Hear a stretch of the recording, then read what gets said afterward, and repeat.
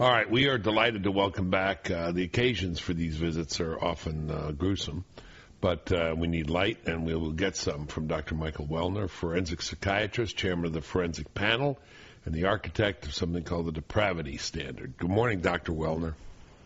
Morning, Bill. Good to be back. Good to have you back. So let me want to talk, obviously, about what happened yesterday, but let me do it this way, because I asked a question early in the show.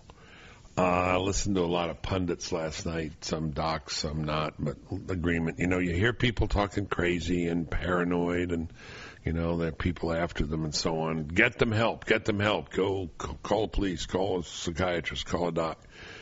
Doc, there are a lot of crazy people out there. I mean, a lot of crazy people out there. Do people really mean that? Is that really the advice, or are there some other more reliable triggers that we can use as guidelines? Because if you started calling about every crazy person you met, you know, I give speeches, and, you know, there'll be 3 or 4 crazy people who come and say stuff to me afterwards, and there are people who call this show.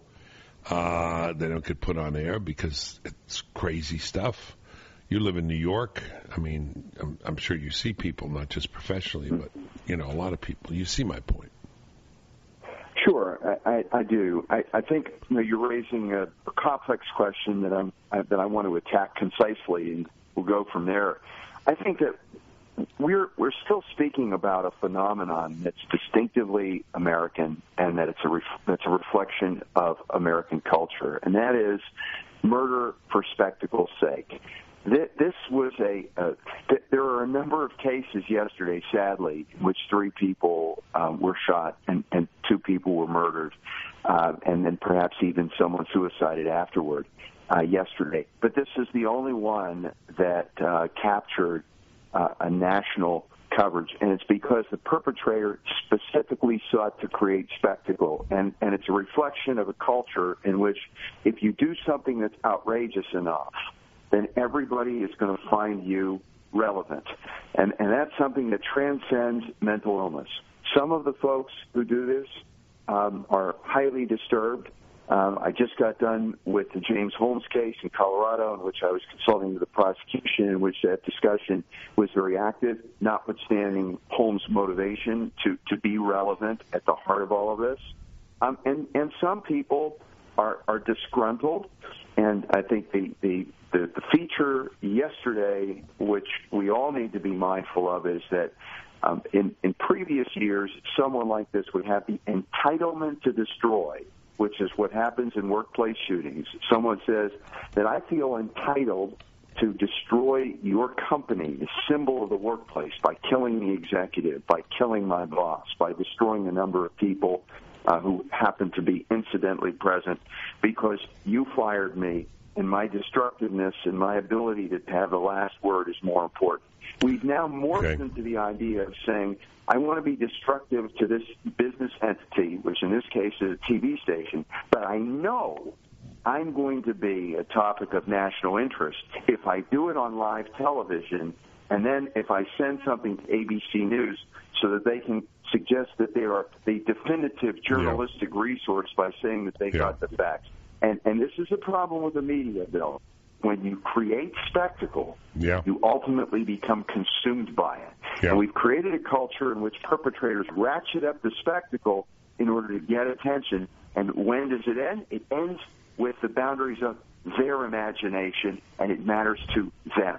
So the mental health issue is an important one, but it's one that if you want me to elaborate on, I'll do it in another question, but I need to hold this out as the spectacle for what it is. All right. I want to deal with spectacle some more, and an aspect of the spectacle, which was his own taping of this. But I still want to stay on this question, if you'll indulge me for one more minute. One very sober voice yesterday was that of Jeffrey Marks, the station manager. I saw him a couple of times, and I was always glad to hear him. Seemed to me very even and very steady. Listen to what he had to say, and my question here is, I'll give you my question when we're done. This is Jeffrey Marks, station manager of the TV station in Roanoke, where the killings, not where the killings took place, but the station where 2 of the employees who were killed worked.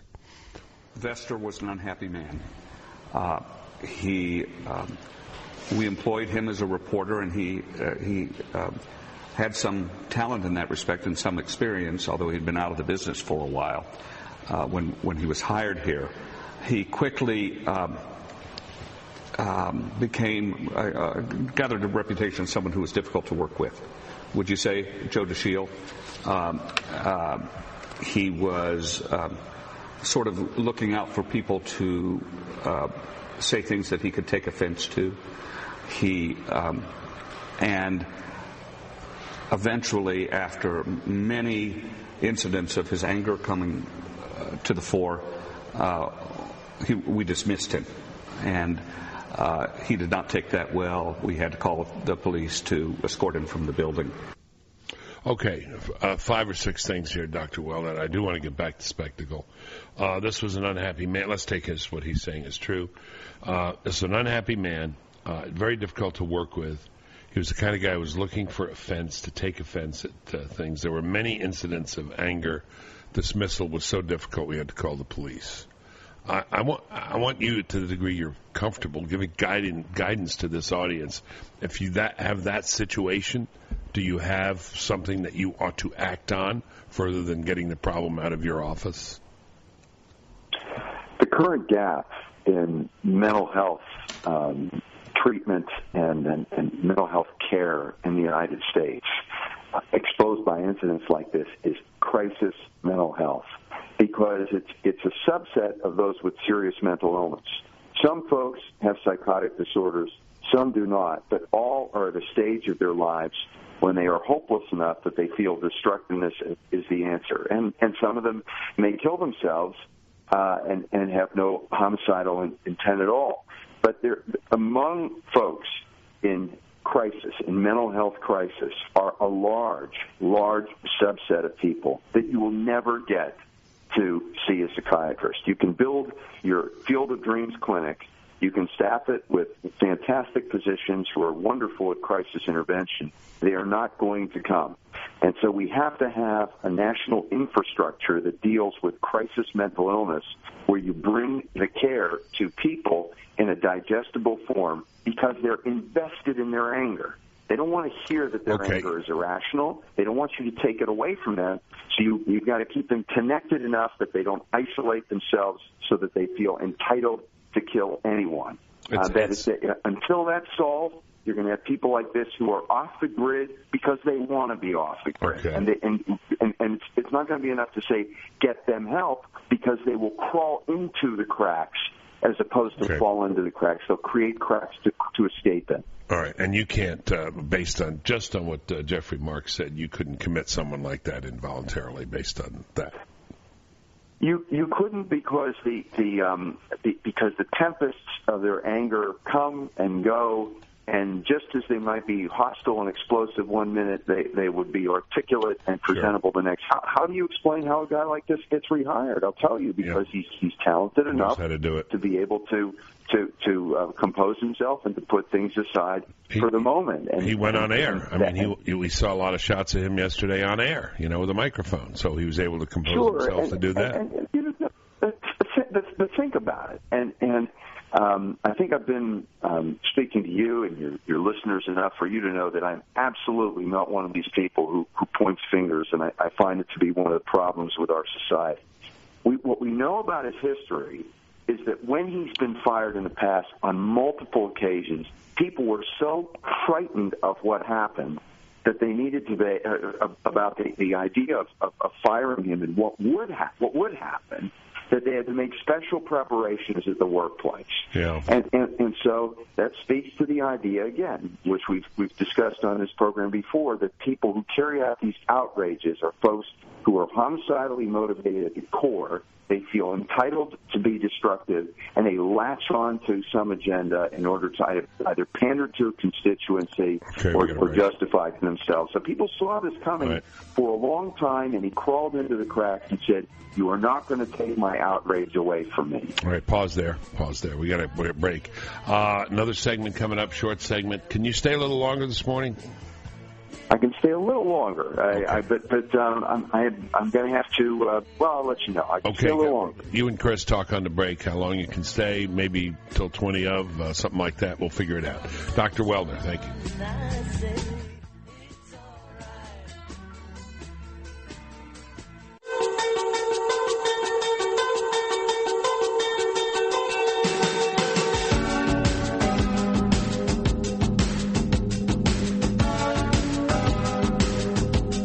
Well, we return to Dr. Michael Welner, forensic psychiatrist and expert on human evil. Dr. Welner was listening in. Turns out he's a huge college football fan, and we'll talk about that later. Maybe we'll go. I got one extra ticket to Michigan State, Ohio State. Might not be a bad game, huh? We'll talk about that. Yes, indeed. Okay. Great to hear that. We'll do that when we have more time. Let me see if I can fold my two questions into one, or maybe I'll just do it as two.